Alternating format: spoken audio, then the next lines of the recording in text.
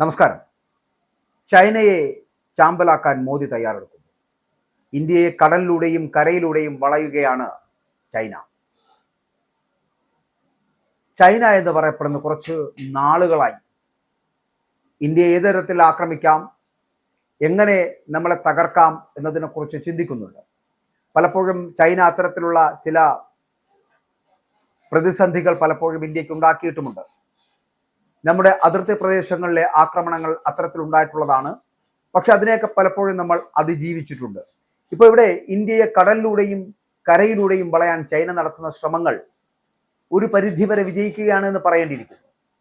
ദക്ഷിണേന്ത്യയിലെ രാഷ്ട്രീയ സാഹചര്യങ്ങളിൽ വളരെ നിർണായകമായിട്ടുള്ള മാറ്റങ്ങൾ പ്രവചിക്കുന്ന ഒന്നാണ് 2025 ഡിസംബറിൽ ഇപ്പോൾ പുറത്തു വന്നിട്ടുള്ള പെന്റഗൺ പുറത്തുവിട്ടിട്ടുള്ള ഒരു വാർഷിക റിപ്പോർട്ട്. ആ റിപ്പോർട്ടിനകത്ത് പറയുന്നത് പോലെ ബംഗ്ലാദേശ്, മ്യാൻമാർ തുടങ്ങിയ അയൽ രാജ്യങ്ങളിൽ ചൈന സൈനിക താവളങ്ങൾ സ്ഥാപിക്കാൻ ലക്ഷ്യമിടുന്നു എന്നുള്ള ഒരു മുന്നറിയിപ്പ്.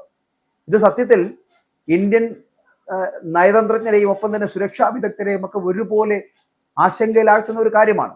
ഇന്ത്യയെ കടലിലൂടെയും കരയിലൂടെയും വളയാൻ ചൈന വർഷങ്ങളായിട്ട് ആസൂത്രണം ചെയ്യുന്ന ഒരുതരം സ്ട്രിങ് ഓഫ് പേൾസ് എന്ന് പറയപ്പെടുന്നത്, അഥവാ മുത്തുമാല തന്ത്രം, അത്തരത്തിലൊരു തന്ത്രത്തിന്റെ വിപുലീകരണമാണ് ഇപ്പോൾ നടക്കുന്നത്. അപ്പോൾ ഇതിനെ ആ തരത്തിലാണ് നമുക്ക് വിലയിരുത്താൻ കഴിയും. അതായത് ഇങ്ങനെ നമ്മളെ വട്ടം ചുറ്റി വളഞ്ഞു ചുറ്റി നമ്മളെ ആക്രമിക്കുക എന്നുള്ള ഒരു സമീപനം. അതായത് കഴിഞ്ഞ വർഷങ്ങളിലൊക്കെ പാകിസ്ഥാൻ, ശ്രീലങ്ക തുടങ്ങിയ രാജ്യങ്ങളിൽ വലിയ സ്വാധീനം ഉറപ്പിച്ച ചൈന ആ മേഖലകളിലൊക്കെ നമുക്കെതിരായിട്ടുള്ള പ്രത്യാക്രമണങ്ങൾ നടത്തുന്നുള്ള സംവിധാനങ്ങൾ ഒരുക്കി വെച്ചിട്ടുണ്ട്. ഇപ്പോൾ ഇതാ ബംഗ്ലാദേശിലേക്കും ഒപ്പം തന്നെ മ്യാൻമാറിലേക്കും കൂടി തങ്ങളുടെ സൈനിക സാന്നിധ്യം വ്യാപിപ്പിക്കുന്നത് ഇന്ത്യൻ മഹാസമുദ്രത്തിലെ ഇന്ത്യയുടെ മേധാവിത്വത്തിന് വലിയ ഭീഷണി ഉയർത്തുന്ന ഒരു കാര്യമാണ്. ഞാൻ ആദ്യം സൂചിപ്പിച്ച പോലെ പെന്റഗൺ റിപ്പോർട്ട് പ്രകാരം ചൈനീസ് പീപ്പിൾസ് ലിബറേഷൻ ആർമി ലോകമെമ്പാടുമുള്ള 21ഓളം രാജ്യങ്ങളിൽ സൈനിക അടിസ്ഥാന സൗകര്യങ്ങൾ വികസിപ്പിക്കുവാൻ പദ്ധതിയിടുകയാണ്.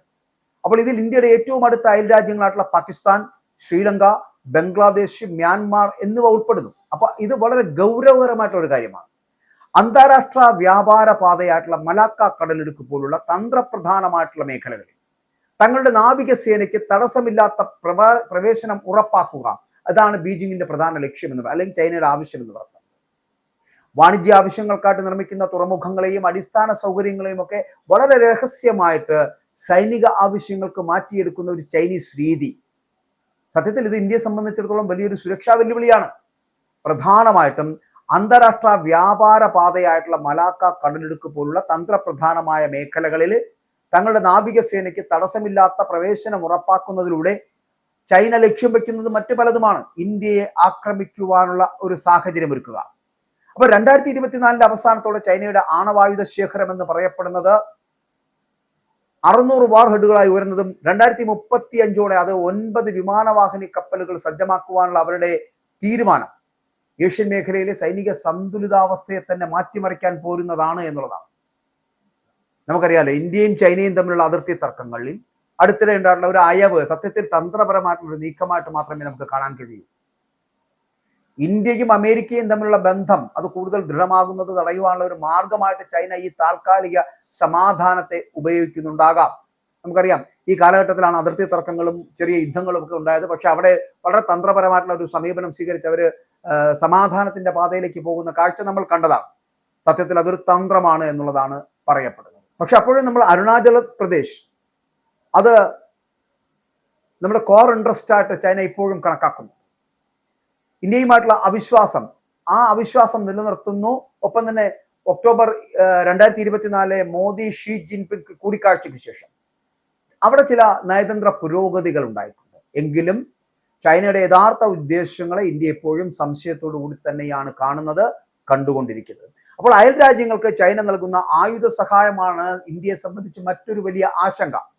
പാകിസ്ഥാന് J-10C യുദ്ധവിമാനങ്ങളും സായുധ ഡ്രോണുകളും നൽകുന്നതിനൊപ്പം ബംഗ്ലാദേശിന് മിങ് ക്ലാസ് അന്തർവാഹിനികളും BT-5 ലൈറ്റ് ടാങ്കുകളും ചൈന കൈമാറിക്കഴിഞ്ഞിരിക്കുന്നു. ആയുധ വിപണിയിലൂടെ ദക്ഷിണേന്ത്യൻ രാജ്യങ്ങളെ തങ്ങളുടെ പക്ഷത്തേക്ക് അടുപ്പിക്കുന്നത് വഴി ഇന്ത്യയുടെ സ്വാധീനം കുറയ്ക്കുവാനാണ് ബീജിംഗ് ഇതിലൂടെ ശ്രമിക്കുന്നത് എന്നുള്ളതാണ്. അപ്പോൾ ഇത്തരം സൈനിക സഹകരണങ്ങൾ ഭാവിയിൽ സൈനിക താവളങ്ങളായി മാറുവാൻ സാധ്യതയുണ്ട് എന്നുള്ള മുന്നറിയിപ്പാണ് പെന്റഗൺ റിപ്പോർട്ടിൽ വരുന്നത്. വാണിജ്യ തുറമുഖങ്ങൾ എന്ന പേരിൽ ചൈന വികസിപ്പിച്ചെടുക്കുന്ന അടിസ്ഥാന സൗകര്യങ്ങൾ ഏതു സമയത്തും സൈനിക ആവശ്യങ്ങൾക്കായിട്ട് മാറ്റാൻ അവർക്ക് സാധിക്കുമെന്നുള്ളതാണ്.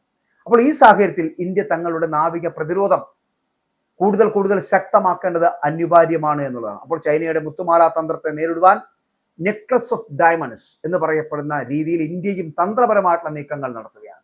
ഇൻഡോ പസഫിക് മേഖലയിലെ സുരക്ഷ ഉറപ്പാക്കാൻ അവിടെ ഈ ക്വാഡ് പോലുള്ള കൂട്ടായ്മകളിൽ സജീവമാകുന്നതിനൊപ്പം തന്നെ ഒമാൻ, സീഷെൽസ്, ഇന്തോനേഷ്യ തുടങ്ങിയ രാജ്യങ്ങളിലെ സൈനിക സൗകര്യങ്ങൾ ഇന്ത്യയും പ്രയോജനപ്പെടുത്തുകയാണ്. പെന്റഗൺ റിപ്പോർട്ട് നൽകുന്ന സൂചനകൾ വളരെ ഗൗരവമായിട്ട് എടുത്തുകൊണ്ട് തന്നെ കരയിലും കടലിലും ഒരുപോലെ പ്രതിരോധം തീർക്കാൻ ഇന്ത്യയുടെ സുരക്ഷാ ഏജൻസികൾ കൂടുതൽ ജാഗ്രത പാലിക്കുകയാണ്. അപ്പോൾ ഇന്ത്യക്കെതിരെ തീർക്കുന്ന ഇത്തരത്തിലുള്ള ചില സൈനിക വിന്യാസങ്ങളെ അതേ രീതിയിൽ അല്ലെങ്കിൽ അതിൽ കൂടി കുറച്ചുകൂടി മുകളിലോട്ട് നിന്നുകൊണ്ട് തിരിച്ചടിക്കുവാൻ ഇന്ത്യക്കും നരേന്ദ്രമോദിക്കും കഴിയുന്നു എന്നുള്ളതാണ് ഏറ്റവും വലിയ പ്രത്യേകത. നമുക്കറിയാം, ഈ അതിർത്തിയിലെ സംഘർഷങ്ങൾ അത് ലഘൂകരിക്കുവാൻ ചൈന താൽക്കാലികമായി നടത്തുന്ന നീക്കങ്ങളെ വളരെ ജാഗ്രതയോടുകൂടി വേണം ഇന്ത്യ കാണാൻ എന്നുള്ള കാര്യത്തിൽ സംശയമില്ല. നിയന്ത്രണ രേഖയിൽ ഇന്ത്യയുമായിട്ട് ഒത്തുതീർപ്പിന് തയ്യാറാകുന്നത്, ഇന്ത്യയും അമേരിക്കയും തമ്മിലുള്ള ബന്ധം കൂടുതൽ ദൃഢമാകുന്നത് തടയുവാനുള്ള ചൈനയുടെ നയതന്ത്രപരമായിട്ടുള്ള തന്ത്രമാണ്. ഇത് അമേരിക്ക അടക്കം മനസ്സിലാക്കുന്നുണ്ട്. ലഡാക്കിലെയും മറ്റുമൊക്കെ പിന്മാറ്റം ഒരു ഭാഗത്ത് നടക്കുമ്പോഴും അരുണാചൽ പ്രദേശ് എന്ന് പറയപ്പെടുന്നത് തങ്ങളുടെ അവിഭാജ്യ ഘടകമാണ് എന്നുള്ള നിലപാടിൽ മാറ്റമില്ല എന്ന് ചൈന വ്യക്തമാക്കുന്നുണ്ട്. അപ്പോൾ ഇത് ഇന്ത്യയും ചൈനയും തമ്മിലുള്ള വിശ്വാസ്യതയുടെ അഭാവം തുടരുന്നതിനും ഭാവിയിൽ കൂടുതൽ തർക്കങ്ങൾ ഉണ്ടാകുന്നതിനും കാരണമാകും. ചുരുക്കത്തിൽ ചൈനയുടെ സൈനിക ആധുനിക വൽക്കരണവും ആഗോളതലത്തിലുള്ള അവരുടെ സൈനിക വിന്യാസവും കേവലം ഒരു പ്രാദേശിക പ്രശ്നമല്ല, മറിച്ച് ദക്ഷിണേന്ത്യയുടെയും ഇൻഡോ പസഫിക് മേഖലയുടെയും സുരക്ഷാ സമവാക്യങ്ങളെ തന്നെ മാറ്റിയെഴുതുന്ന ഒന്നാണ് എന്ന് പറയാതിരിക്കാൻ കഴിയില്ല. ഇന്ത്യയുടെ കിഴക്കൻ പടിഞ്ഞാറൻ തീരങ്ങൾക്ക് സമീപം ചൈനീസ് നാവികസേനയുടെ സ്ഥിര സാന്നിധ്യം ഉണ്ടാകുന്നത് തടയാൻ വേണ്ടിയിട്ടാണ് ക്വാഡ് പോലുള്ള അന്താരാഷ്ട്ര കൂട്ടായ്മകളെ ശക്തിപ്പെടുത്തുന്നതിനൊപ്പം അയൽ രാജ്യങ്ങളുമായിട്ടുള്ള ഉഭയകക്ഷി ബന്ധം മെച്ചപ്പെടുത്തുവാനും ഇന്ത്യ ഇപ്പോൾ മുൻഗണന നൽകുന്നത്.